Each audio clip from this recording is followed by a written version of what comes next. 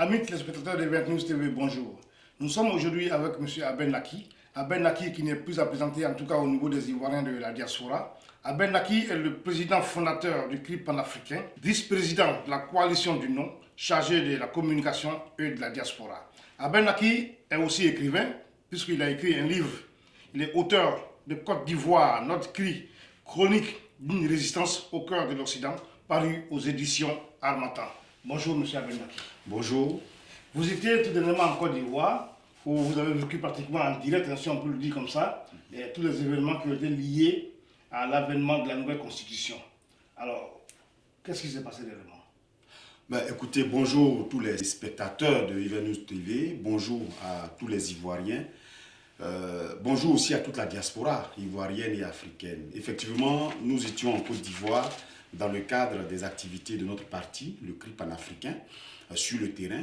Et il s'est trouvé qu'à cette même période, le gouvernement de M. Ouattara s'apprêtait à faire voter une nouvelle constitution. Donc faire entrer la Côte d'Ivoire dans une nouvelle république qu'on a appelée la Troisième République. Sauf que cette nouvelle constitution et même cette action du gouvernement de vouloir faire entrer la Côte d'Ivoire dans une Troisième République n'a pas été accepté non seulement par les politiques, mais n'a pas aussi été accepté par la population ivoirienne. Donc nous avons intégré, si vous voulez, en tant que parti politique, nous avons intégré les groupements politiques qui se sont organisés pour dire non à cette nouvelle constitution et pour dire non à la Troisième République. Il y a trois groupements politiques, hein, la coalition du non, Effectivement. le Front du refus, oui. Et l'AFD. Oui, tout à fait. Il y a l'AFD. Bon, l'AFD, oui. Il y a le Front du refus. Donc, le Front du refus qui est dirigé par le président par intérim du FPI, donc le président Abdrahmane Sangaré, et qui a pour porte-parole Mme Boni Claverie, la ministre Boni Claverie. Et puis, à côté de cela, il y a la coalition du non. La coalition du non qui est dirigée par le professeur Bamba Moriféré et qui a pour porte-parole la ministre Henriette Lagou. Et nous-mêmes, en CRI panafricain, nous sommes membres de cette coalition, vous l'avez dit tout à l'heure, nous sommes chargés de la communication et de la diaspora. Il faut dire que ces deux groupements, la coalition du non et le Front du refus, se sont mis ensemble pour mener des actions au niveau de la Côte d'Ivoire. Donc on menait, si vous voulez, des actions communes. Et donc on fusionnait pour pouvoir avoir une force afin de dénoncer tout ce qui se passe dans notre pays. Donc c'est en cela que aujourd'hui je suis présent ici dans la diaspora pour essayer d'organiser aussi les choses comme elles sont organisées en Côte d'Ivoire. Voilà, parce que vous êtes porteur d'un message pour annoncer un événement au niveau de la diaspora en France. C'est quoi cet événement qui a à venir? Alors, ce qu'il faut savoir au niveau des deux groupements politiques, je peux l'appeler ainsi, au niveau du Front du refus et de la coalition du non, il était important pour nous de se structurer. La coalition du non est structurée au niveau d'Abidjan. Le Front du refus est structuré au niveau d'Abidjan. Il était important que dans la diaspora, cette même structuration se fasse. Donc, j'ai été mandaté par mes pairs de la coalition du non pour venir mettre en place la structure, donc la structuration de la coalition du non. Donc, nous avons fait des réunions.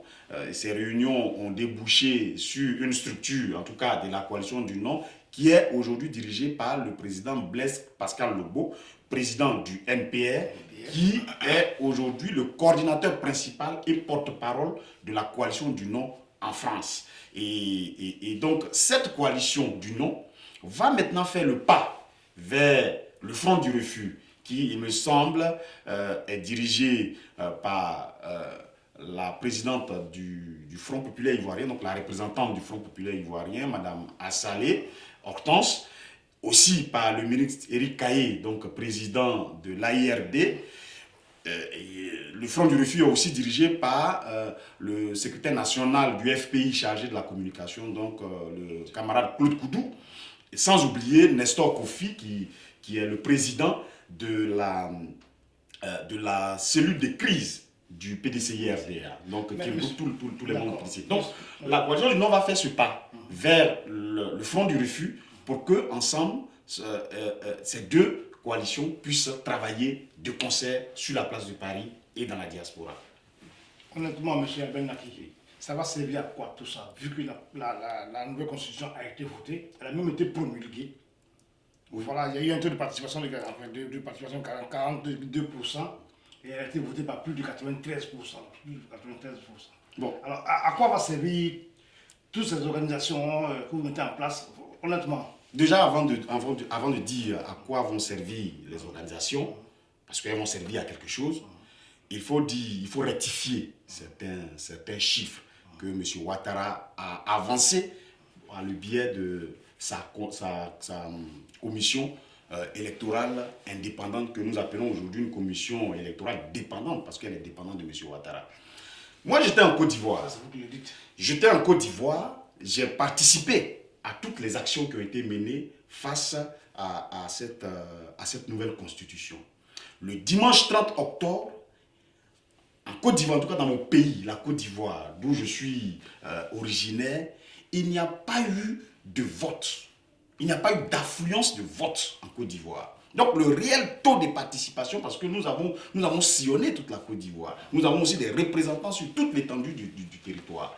Le vrai taux de participation de cette constitution, enfin de ce référendum, est de 5%. Et quand nous disons 5%, nous sommes encore très gentils. Parce que quand on regarde même les images que la RTI, la télévision de M. Ouattara, a présentées le jour du vote, le lieu où Ouattara lui-même a voté, il n'y a pas eu d'affluence. Et nous avons des éléments venant des observateurs qui disent que le bureau où M. Ouattara a voté, de 8h jusqu'à 16h, un bureau de vote où il y a au moins 400 et quelques inscrits, de 8h jusqu'à 16h, il n'y avait que 15 personnes qui avaient voté après le passage de M. Dramane Ouattara. Donc il faut remarquer tout de suite que sur toute l'étendue du pays, le mot d'ordre que nous avons lancé pour dire que ce boycott il doit être actif, il a été actif. Maintenant Ouattara fait ce qu'il veut. Il a les armes, il a l'État, il a tout ce qu'il veut. Il peut avancer des chiffres qu'il veut. Mais nous disons que ce référendum a été rejeté. La Constitution a été rejetée. Maintenant, vous m'avez posé la question de savoir pourquoi nous nous organisons. Oui, voilà. Mais nous nous organisons parce que M. Ouattara, en promulguant cette Constitution, est dans sa volonté manifeste de diviser, mais de façon définitive, les Ivoiriens.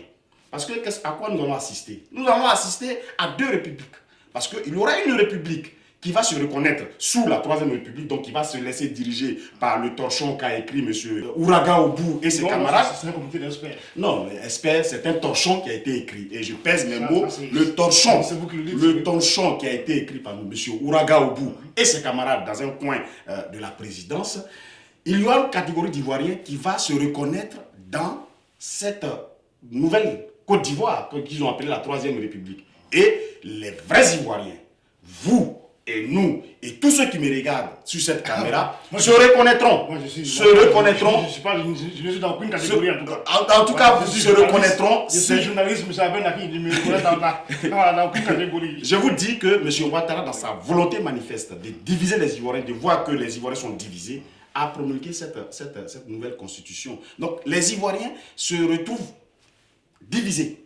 Une partie se reconnaîtra certainement, en tout cas la partie présidentielle, les amis de Ouattara, ses frères de son clan se reconnaîtront sous la Troisième République, mais nous les Ivoiriens, nous les vrais Ivoiriens en tout cas, qui disons que cette constitution, nous ne l'avons pas lue, nous ne l'avons pas vue, nous ne savons pas ce qui est écrit dedans, nous ne connaissons pas les tenants et les aboutissants de cette constitution. Nous disons que nous les Ivoiriens, que Ouattara n'a pas consulté avant d'écrire son torchon, nous les Ivoiriens, que Ouattara n'a pas consulté avant d'écrire cette constitution-là, nous ne nous reconnaissons pas dans cette Troisième République. Et donc c'est pour cela que nous nous organisons.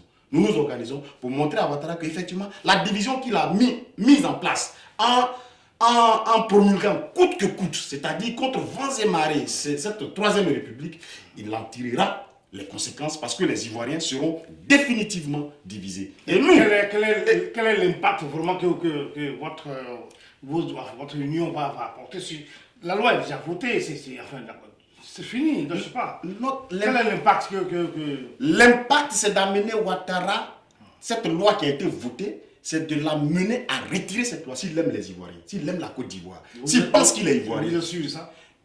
Je suis sûr que, vous le dites que vous n'êtes pas sûr que Ouattara aime les Ivoiriens. Vous êtes en train de me dire que Ouattara n'aime pas les Ivoiriens, donc il ne pourra pas retirer cette loi. Mais je dis, à vos débats, je pose la question de savoir est-ce que vous êtes sûr que ce gouvernement va retirer sous la pression de l'opposition. Je dis que si Ouattara, M. Dramane Ouattara, si tel est qu'il est le président de tous les Ivoiriens, si tel est qu'il aime la Côte d'Ivoire, parce qu'il a pour habitude de dire mon pays, la Côte d'Ivoire, dans tous ses discours, on peut compter le nombre de fois qu'il répète mon pays, mon pays, mon pays. Si la Côte d'Ivoire est réellement son pays, il doit comprendre qu'avec les chiffres frauduleux de 42%, il doit savoir qu'il y a au moins une autre partie des Ivoiriens, je crois qu'ils font 58% des Ivoiriens, qui disent que cette nouvelle constitution-là, ils ne la veulent pas. Donc il doit écouter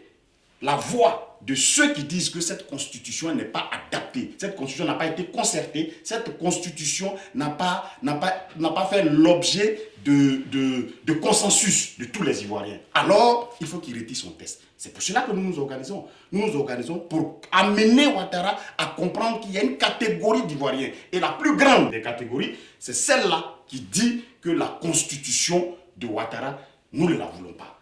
Donc, nos actions vont pouvoir porter. Et nous nous organisons. La coalition du Nord et le Front du Refus sont effectivement en train de s'organiser. Aujourd'hui, il est important pour nous de remercier les Ivoiriens qui ont massivement démontré que Ouattara est minoritaire dans notre pays, qui ont massivement démontré que Ouattara ne représente pas grand-chose dans notre pays, parce qu'en fait, quand il s'arroge tous les privilèges de l'État, quand il utilise les médias publics, quand il utilise l'argent de l'État pour à lui seul faire une campagne du oui, parce que j'étais à Abidjan, il y a eu, à aucun moment, on a croisé un panneau publicitaire qui disait non, enfin qui faisait une campagne du non. Donc quand à lui seul il fait tout ça et que les Ivoiriens, malgré cela, disent qu'ils ne veulent pas de cette constitution, Ouattara doit comprendre que le peuple ivoirien n'est pas d'accord avec sa position et qu'il doit retirer purement et simplement son test s'il ne veut pas assumer ce qui va arriver. En tout cas, merci beaucoup, M. Aben Laki, d'être venu, mais on ne peut pas vous laisser partir comme ça. On vous a vu à Guibérois, Tony Tria en train de faire une campagne très forte. Est-ce que Aben Laki est... Enfin, on l'a appris, mais on veut savoir de votre propre bouche. Aben Laki est candidat aux députations à Guibérois. Écoutez, avant de répondre à cette question, je voudrais inviter tous les Ivoiriens, déjà, le 20 de ce mois, le 20 novembre, le dimanche 20 novembre, à l'hôtel Plaza. C'est à la place de la République. À l'hôtel Plaza se tiendra une grande conférence publique qui sera animée par les responsables du Front du Refus et de la coalition du Non. Donc, ils viendront d'Abidjan. Déjà, monsieur le professeur Bamba Moriféré est déjà dans l'avion en train de venir à Paris. Madame Henriette Lagou, porte-parole de la coalition du Non, est elle aussi déjà sur le pied de guerre pour pouvoir venir à Paris. Au niveau de la coalition du Non, nous attendons M. Mamadou Koulibaly, M. Nyangbo Kakou, Mme Daniel Boni-Claveri et bien d'autres responsables du Front de Refus qui vont animer cette conférence. Alors cette conférence a trois buts. Le premier but, c'est qu'ils viennent pour rassembler tous les Ivoiriens. Je ne parle même pas de pro-Gbagbo, de pro-ceci. Je parle de tous les Ivoiriens. Ceux qui ne se reconnaissent pas dans la nouvelle constitution de M. Ouattara. Ils viennent pour les rassembler au niveau de la diaspora. Deuxièmement, ils viennent pour prendre à témoin l'opinion publique, la communauté internationale et l'opinion publique internationale. Pour dire que voici un pays, la Côte d'Ivoire, qui à un moment donné est devenu paisible, que Ouattara veut coûte que coûte plonger dans une instabilité. Donc ils viennent pour prendre en tout cas à témoin l'opinion publique internationale et la communauté internationale. Parce qu'on ne peut pas concevoir qu'une constitution qui n'a pas été votée à plus de 50% puisse faire l'objet amener les Ivoiriens dans une troisième république. Quand j'ai dit ça, et que j'ai invité tous les Ivoiriens Oui, voilà. à participer à cette conférence publique, Voilà. Est-ce que M. Abel Laki est candidat au député? je vais maintenant répondre à votre question. Voilà, Est-ce que je suis candidat à Guibérois? Écoutez, Guibérois est mon village. Je suis de Pogrobré, je suis du quartier Ligues-Rayo. Et j'aime Guibérois. Depuis un certain temps, je mène des actions à Guibérois. Et mes parents sont d'accord avec les actions que je mène à Guibérois. La preuve, lorsque M. Ouattara a appelé les Ivoiriens à aller voter pour la nouvelle constitution, je me suis déplacé pour faire un meeting à Guibérois, pour dire à mes parents que c'est un danger pour M. Ouattara de vouloir, coûte que coûte, imposer une nouvelle constitution à la Côte d'Ivoire. Mes parents ont suivi, en tout cas, le message, ont compris et ont suivi le message que je leur ai donné. Beaucoup de mes parents à Guibérois voudraient bien qu'un jeune fougueux, un jeune ambitieux comme Abel Naki, un jeune qui n'a pas peur, qui va au devant des choses, puisse être leur représentant, puisse parler en leur nom. Effectivement, beaucoup de mes parents sont venus me voir pour que je puisse être candidat aux élections législatives. Ce n'est pas mauvais, mais j'estime que actuellement, la question ne se pose pas parce que notre pays a besoin d'être en phase avec lui-même. Et nous sommes en train de remarquer que Ouattara veut plonger ce pays-là dans une instabilité. Je pense que c'est ce qui est, pour l'instant, c'est ce qui est important pour nous, de pouvoir nous organiser afin de dire à Ouattara de retirer sa nouvelle constitution et qu'après, on pourra parler des législatives. Sinon, j'ai compris le message de mes parents, j'ai compris qu'ils ont besoin de leur fils pour que ce dernier puisse parler en leur nom. Et pour ça, je suis prêt. Si tel est le cas, je suis prêt en tout cas à répondre à l'appel de mes parents. Mais pour l'heure, je vous dis que je suis très préoccupé par comment est-ce que Ouattara s'arrangera pour faire appliquer sa nouvelle constitution en Côte d'Ivoire. Ok, en tout cas, merci beaucoup, M. Abel Laki. Merci, c'est merci. moi qui Je ne vous sais pas remercie. si vous avez un petit mot à adresser à vos compatriotes. Écoutez, ici dans la diaspora, je voudrais m'adresser à mes amis de la diaspora. Nous avons travaillé ensemble ici. Nous avons mené la lutte depuis 2011, je dirais même 2010. Nous sommes en 2016. Nous nous connaissons. Nous nous sommes frottés. Nous nous sommes jugés de loin, mais nous nous sommes aussi jugés de près. Aujourd'hui, nous savons qui est qui fait quoi, qui peut faire quoi. Je voulais leur dire que l'heure n'est plus aux divisions. L'heure n'est plus aux querelles. Aujourd'hui, l'heure est au rassemblement. Il faut que nous nous rassemblions dans la diaspora. Il faut que nous nous rassemblions dans la diaspora pour mettre nos forces ensemble afin que lorsque, en Côte d'Ivoire, le message viendra de la Côte d'Ivoire, il faut que ce message soit perceptible ici dans la diaspora. Si nous sommes divisés, le message ne pourra pas passer. Mais si nous sommes unis, le message pourra passer. Et c'est pour cela que les leaders vont arriver le 20, pour nous parler, pour nous entretenir, pour nous dire réellement où on va, qu'est-ce qu'on fait. Est-ce que cette nouvelle constitution va passer? Est-ce que nous allons laisser les choses comme ça? Ils viendront nous le dire. Mais à nous d'être unis, à nous d'être unis, à tous mes frères avec qui nous avons milité dans les marches, dans le CRI panafricain, je m'avais leur dit que l'heure est au rassemblement. Voilà le dernier message que je voulais apporter à la diaspora. Je ne suis chef de rien, je suis chef du CRI panafricain. Je ne suis pas chef de la diaspora, mais j'apporte ma petite pierre afin que toute la diaspora soit unie et que nous puissions parler d'une seule et même voix. En tout cas, merci beaucoup, M. Laki, d'être passé sur le plateau de Event News TV pour donner l'information. Amis de Event News TV, voilà, nous étions avec M. Abel Laki. Abel Laki, qui est le président fondateur du CRI panafricain, vice-président de la coalition du nom chargé de la communication et de la diaspora, auteur de Côte d'Ivoire, notre CRI, chronique au cœur de l'Occident, d'une résistance, paru aux éditions Harmattan. Merci beaucoup. On espère que vous avez pris du plaisir à nous regarder et à très bientôt pour une autre émission. Au revoir.